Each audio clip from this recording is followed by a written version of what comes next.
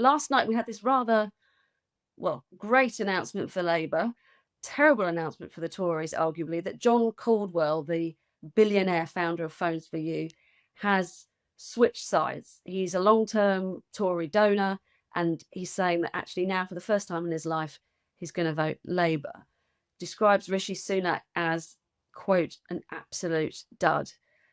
Ben, not great for the Tories. Obviously, it's one person, but he's a big name and has deep pockets. Yes, it is big. The number of people who tend to go from giving money to the Conservatives to giving money to Labour is pretty common. So, to be honest with you, it's not hard to find a number of people, with very deep pockets, saying very loudly, I've given money to all sorts. I've given money to the Conservatives and Labour and Leave and Remain and UKIP and so on and so forth. And this is just another such instance. Though, the number of defectors among voters is not. It doesn't appear quite as great as among the super rich, I suppose. So when you think about the polls moving, the polls changing, votes changing hands, so to speak. Really, what changes elections is people being brought out to vote, not necessarily people changing sides. So you look at the Tory base now, all of those 2019 Boris Johnson backing Conservatives. Only about 1 in 10 of them are going Labour, and that's pretty something. What is that? That's like a million or two Tory voters going Labour, which in the grand scheme of things isn't a lot. What is primarily driving, big changes in party support is a lot of the Tory base staying at home and a lot of new people coming back out to bat for Labour or, as part of their first time vote, coming out to bat for them as well. So defectors amongst voters, Tory to Labour, Labour to Tory, isn't that great. But amongst donors, it's endemic, isn't it? Well, it could be, but I mean, he for someone who's never voted Labour to be, a hugely successful businessman, and Labour are trying to win over voters on the economy, traditionally not a strong point for Labour. It's a big boost for them, regardless of, the optics look good, don't they? Oh, absolutely. It's a sign of the times, really, and those times I think were kind of defined a year and a half ago. Now, I think inevitably we're going to talk about the polls later, and people often ask me, not everyone in the streets, don't get me wrong, but you do get asked like, what are the polls actually saying? And I'll be honest with you, you could wheel out recording of what I said a year and a half ago, and it's virtually the same thing. Because the narrative, what changed the narrative happened a year and a half ago. That Liz Truss bender in Downing Street and the British economy, and we've all suffered as a consequence. And it changed the whole narrative. Because from 2007 to 2008 till about, the end of 2022, the Conservative lead on the economy went almost unchallenged. Not once under, the dying days of Gordon Brown, Ed Miliband, Jeremy Corbyn, did the Labour Party ever gain a lead over the incumbent Conservative government on the subject of the economy. It was only after Liz Truss did the narrative change. And since then, really, money, those in power, those with some form of influence, have just been moving accordingly, right? And this is just one such instance. You rewind yourself back to the Labour Party conference last year in Liverpool.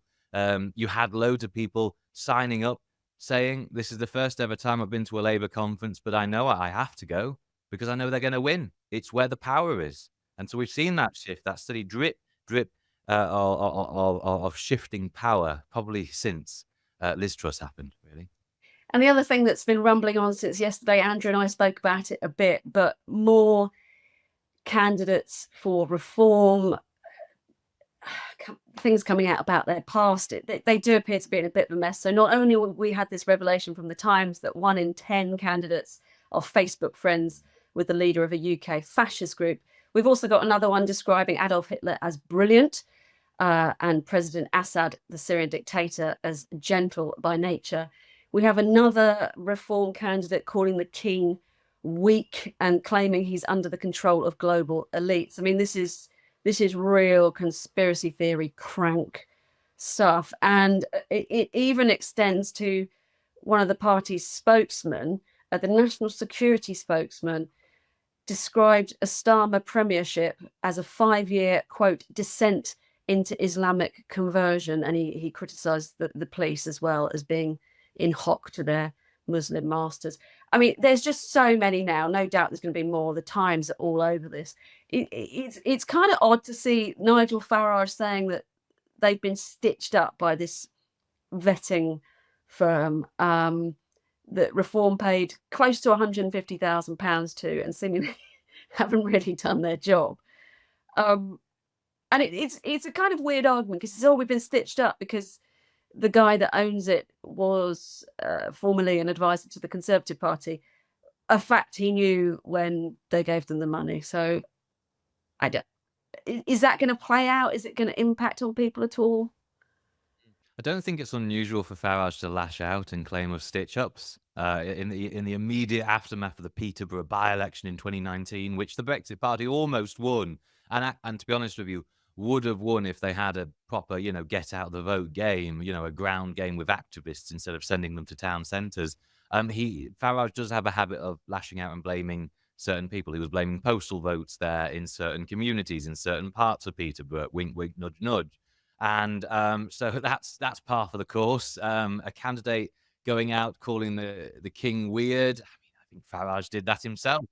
Weak, calling the king weak. I think Farage did that himself because Prince Charles then was a big advocate for, more environmental cooperation, or, to tackle climate change. And he was doing that in the European Parliament, and Farage came out dramatically against him. Is it going to change much that candidates of the radical right are a bit radical, a bit on the extreme, a bit different? I don't think so. I think we are very much used to UKIP every day, every week almost, once they hit the headlines from 2013, 14, a UKIP councillor found out for doing this, doing that. That was par for the course, wasn't it? The Huffington Post always had a front page on their online website about a UKIP candidate.